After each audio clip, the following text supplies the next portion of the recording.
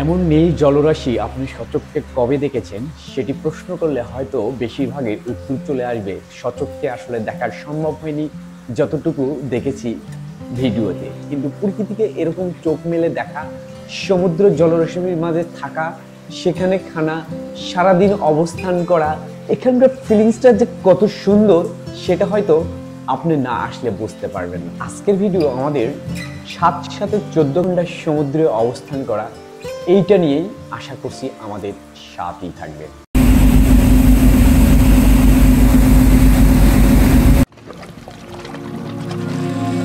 আসসালামু আলাইকুম রহমতুল্লাহ, শুভ সকাল। সারা রাত মোটামুটি বলা যায় জার্নি থাকলেও কক্সবাজারে ছিলাম। সকাল 8টায় আমাদের শিপ ছাড়ার কথা, যদিও সমুদ্রে জোয়ার ভাটা থাকার কারণে সারেনে লেট হয়ে যাচ্ছে। পেছনে আপনারা দেখতে পাচ্ছেন সে 12 আউলিয়া।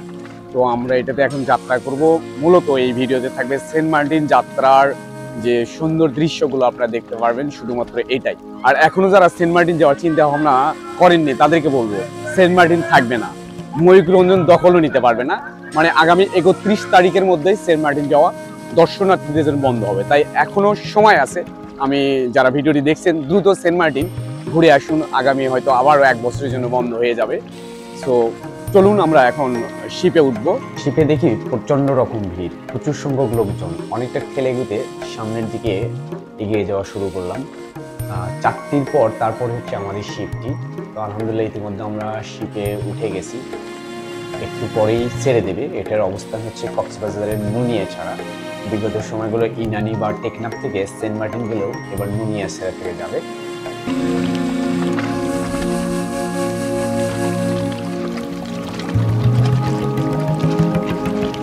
অনেকেই ফটোগ্রাফি নিয়ে ব্যস্ত, ভিডিওগ্রাফি নিয়ে ব্যস্ত, বিভিন্ন নিয়ে ব্যস্ত। মূলত বেশিরভাগ লোকজনই আমার মনে হয় সেন্ট মার্টিনে যায় শুধুমাত্র ফটোগ্রাফির জন্য বা ভিডিওগ্রাফির জন্য। কারণ সেখানকার সৌন্দর্য এত সুন্দর, বা সেটা আসলে ভাষায় প্রকাশ করা যাবে না। আর আবহাওয়া মাশাআল্লাহ, এই প্রচন্ড শীতের মধ্যেও এখানে আপনি যদি খালি গায়ে থাকেন তারপরেও কিচ্ছু মনে হবে না। সমুদ্রের সুন্দর বাতাস আপনার মন এবং শরীরকে উভয়ে ফ্রেশ করবে।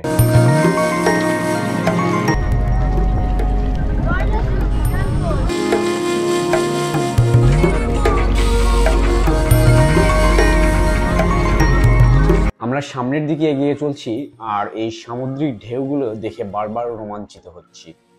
সারাদিন সমুদ্রে থাকা, আর এটা হচ্ছে শিপ, এখানে চাল আছে। আমি ভেতরে যাইতে চেয়েও যাইনি, হয়তো গেলে যেতে।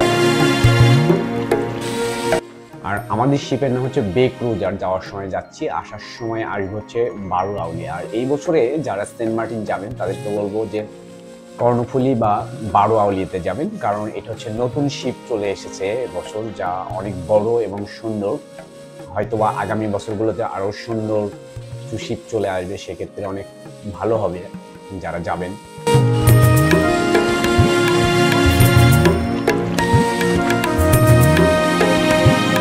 যদিও শিপে যাওয়া অনেক একটা সময়ের ব্যাপার, আর আমরা এখন আছি টপ ফ্লোরে আর কি। এখানে সাধারণত ভাড়া কম। আর এইটা দেখতে পাচ্ছেন, এইটা হচ্ছে ভিআইপি কেবিন। এখানকার ভাড়াটা তুলনামূলক অনেক বেশি। কেবিন নিয়ে আপনাকে থাকতে হবে, পুরোটাই আপনার বাসা বাড়ির মতো, অনেক সুন্দর।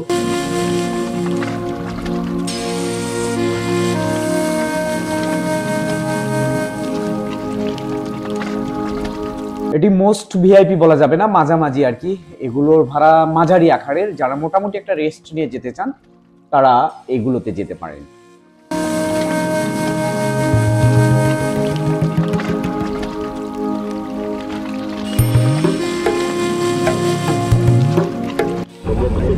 আস্তে আস্তে পিছন দিকে চলে আসুন, জায়গায় আসন গ্রহণ করুন।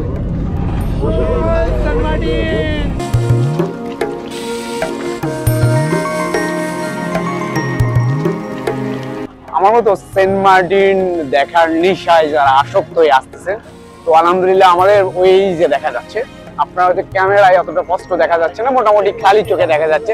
সেই কাঙ্ক্ষিত সেন্ট মার্টিনের পথে চলে আসছি। অনেকটা, প্রায় 7 ঘন্টার জার্নি শুধুমাত্র শিপে এবং এই বিশাল সাগরে।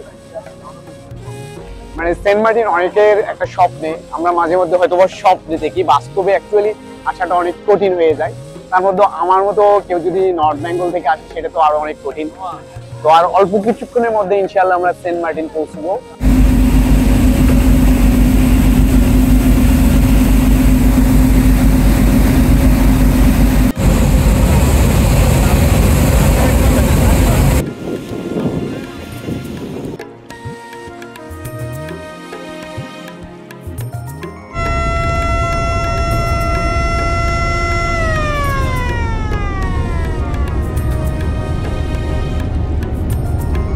আমাদের আগে বেশ কয়েকটা শিপ চলে আসছে, তবে শিপগুলো আলাদা আলাদাভাবে আসলেও একই সঙ্গে ছাড়ে এবং একই সঙ্গে যায়, কারণ সাগরের ব্যাপার বা অনেক কিছু ব্যাপার রয়েছে বা পার্শ্ববর্তী মিয়ানমার নিয়ে অনেক কথা রয়েছে।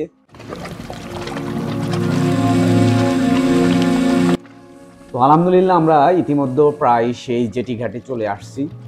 অনেক আগে বছর একবার আসা হয়েছিল, মাঝখানে আজকে আসা মানে অন্যরকম একটা ভালো লাগছে। আজকের ভিডিওটি এখানেই শেষ করছি। আর সেন্ট মার্টিন শুধুমাত্র এটা আসার ভিডিও, পুরো সেন্ট মার্টিন নিয়ে পূর্বে পাবলিশড হয়েছে, সেটা আপনারা দেখে নিন। আর সেন্ট মার্টিনের মানুষের জীবন কাহিনী নিয়ে পরবর্তীতে আমরা ভিডিওতে আসবো ইনশাল্লাহ।